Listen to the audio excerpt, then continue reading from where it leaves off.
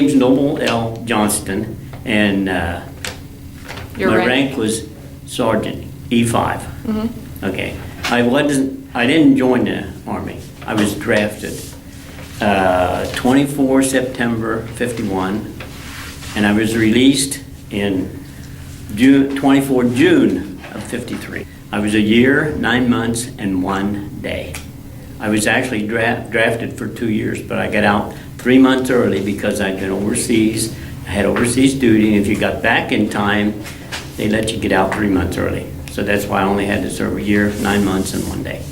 In basic training, you go out on bivouac, and you sleep in pup tents and do everything like that. In basic, really, you're in buildings most of your time. But anyhow, you're on bivouac for like 10 days. We had a boy from Florida that had never seen snow on bivouac. And we was out on bivouac and it snowed. He got frostbite, had to go back to the hospital. After you're in the hospital for 10 days from something like that, you do not go back to the company that you were with. You go to another company because you're 10 days behind on your training. So they won't send you back. Anyhow, after basic training, I came home for a few days, and I caught a train to Fort Lawton, Washington. And I shipped out of Fort Lawton, Washington. I don't know what day it was, but anyhow, I shipped out of Fort Lawton, Washington, on a double-stacked ship, 3,000 troops, 700 officers, and five whatever of equipment, 5 layers of equipment. Yeah. So it was quite a big ship. 7 days, supposedly, we were going across. After we was out about, I'm going to say 3 days, I don't remember exactly, we had a 3-day storm. So we didn't make it in 7 days, we were 10 days. But the storm, they took another course, so we was on the course that we were supposed to be. We took another course, and on that time, we were actually hitting 40-foot waves. Oh, wow. And a double stacker ship is quite a big ship. It was, when it get to the top of one of those waves, the rudders would come out of the water and the whole boat would shake. One thing in basic training, we went out at night. We went out at night training the same as you did in the day. You could see a cigarette from one mountain to the other mountain, which is about 1,000 yards. You could see that cigarette burning. April the 3rd of 52.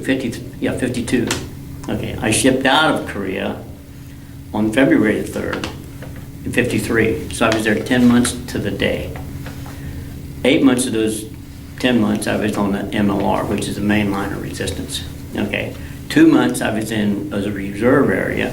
That's where you're supposed to rest and just take your time and whatever. But we were on guard duty with guarding tungsten mines. Now, you know what tungsten is? It's the next hardest thing to diamonds. Yeah, anyhow, and we guarded tungsten mines. They have 36 points to rotate. You have 4 points per month on the lines. If you was back in rest area, you only got 2 points per month. So that means, that's why I was there 10 months. To get from a rest area only. In Korea, we had what I consider 2 seasons, June and winter. That's how cold it was over there.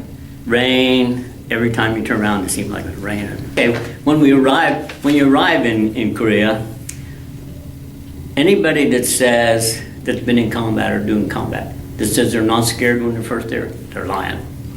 They're absolutely lying, because you're scared. So after about a month or 2, you get kind of used to what's going on, see. And shells going out or shells coming in, whatever.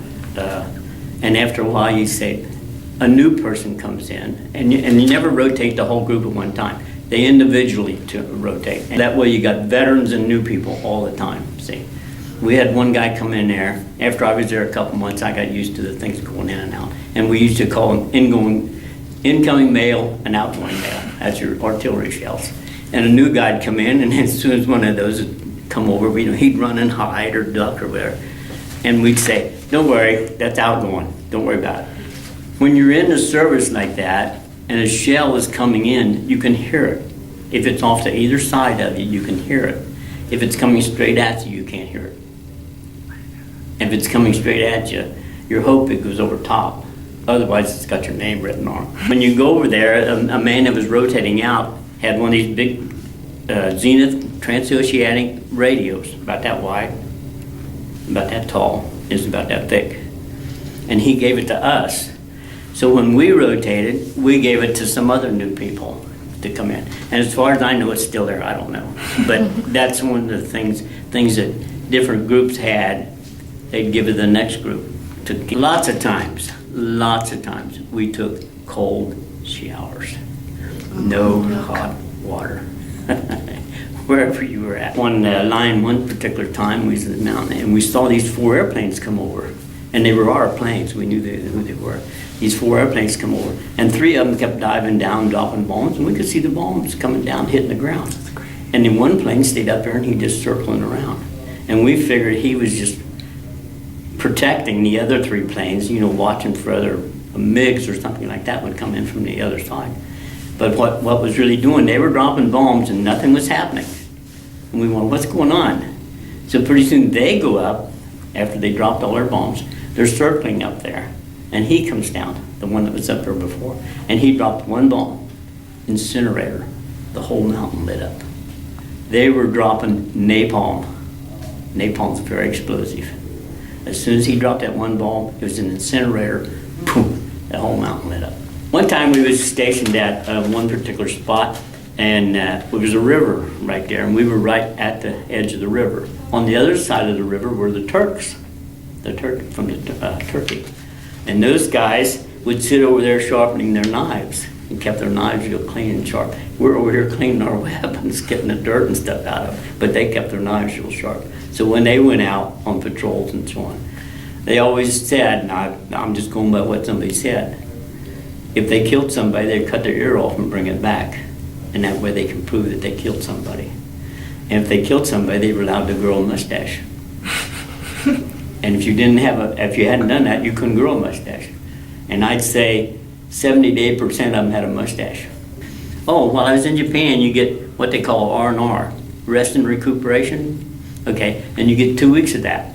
And you go to Japan, they put you on an airplane, take you over to Japan, you have 2 weeks of rest and recuperation. Okay, the weapons I carried while I was over, I don't remember when or how long, but I remember the 5 weapons that I carried. I carried an M1 rifle. I carried a BAR, which is a Browning automatic rifle, which is a very good weapon. It's like a machine gun, only it's not quite as many shells in it at one time. I also carried a 30-06 with a scope on it, 900-yard scope on it, and that was for snipers. I don't know. I have no idea if I killed somebody or not. I don't know. I don't care. I have no idea, anyhow. But I also carried a flamethrower, which a flamethrower strapped on your back, had 2 tanks on it, about, I would say 4 inches in diameter, one for napalm and the other pressure. Well, they both had napalm, but then in between them was a pressure tank, and had a gun on it, hoses and a gun, and the gun had 2 triggers on it. Well, let's put it this way, the military, you get exactly out of what you put in it.